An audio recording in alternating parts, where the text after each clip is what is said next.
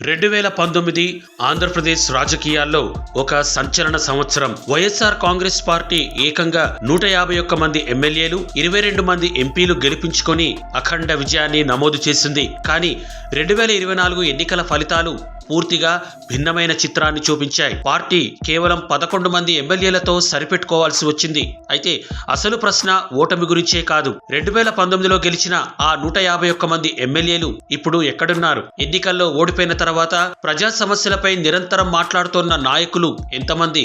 జిల్లా స్థాయిలో పార్టీ తరపున పోరాడుతోన్న మాజీ ఎమ్మెల్యేలు ఎంతమంది? రాష్ట్ర వ్యాప్తంగా పార్టీ తరపున నిరంతర స్వరం వినిపిస్తోన్న నాయకులు కొద్దిమందికే ఎందుకు పరిమితమయ్యారు? అంబటి రాంబాబు, పేర్ని నాని, జోగి రమేష్, గుడివాడ అమర్నాథ్, కాస్త గట్టిగా కొడాలి నాని, అనిల్ కుమార్ యాదవ్ మరియు విడుదల రజని అప్పుడప్పుడు కనిపిస్తూ ప్రెస్ మీట్లు పెడుతున్నారు. మిగతా 130 మంది మాజీ ఎమ్మెల్యేలు ఎక్కడ? ఇది కేవలం ప్రత్యర్థులు అడిగే ప్రశ్న కాదు. రాజకీయ విశ్లేషకులు, సాధారణ ఓటర్లు కూడా చర్చిస్తోన్న అంశమే. ఇంకో ఆసక్తికరమైన ప్రశ్న, 2019లో గెలిచిన 22 మంది ఎంపీలలో రాష్ట్ర రాజకీయాల్లో నిరంతరం ప్రజల మధ్య కనిపిస్తున్న వారు ఎంతమంది? ప్రతిపక్ష రాజకీయాల్లో ప్రజల మధ్య ఉండటం అత్యంత కీలకం. ప్రజా సమస్యలపై నిరంతరం పోరాడటం, ప్రత్యామ్నాయ విధానాలను ప్రతిపాదించడం, ప్రభుత్వాన్ని ప్రశ్నించడం, ఇవే ప్రతిపక్ష బలం.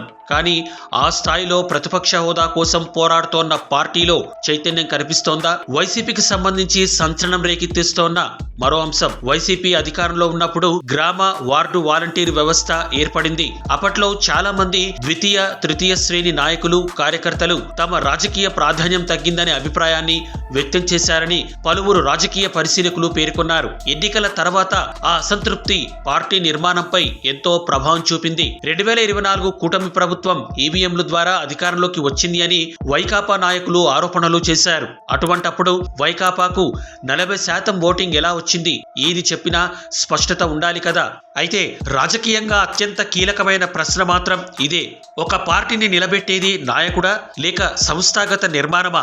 జగన్మోహన్ రెడ్డి వైఖరి, అంబటి నానీల భాష వైసీపీని మళ్లీ అధికారంలోకి తెస్తాయా? వ్యూహం లేదు, హుందాతనం అసలే లేదు, ఒక్కరికి ఫేస్ వాల్యూ లేదు. మతం, కులం పిచ్చోళ్లకే తప్ప సామాన్యుడికి వీళ్ళు చేరువ కాలేరు. గెలుపు అనేది ఇక అందరి ద్రాక్షే.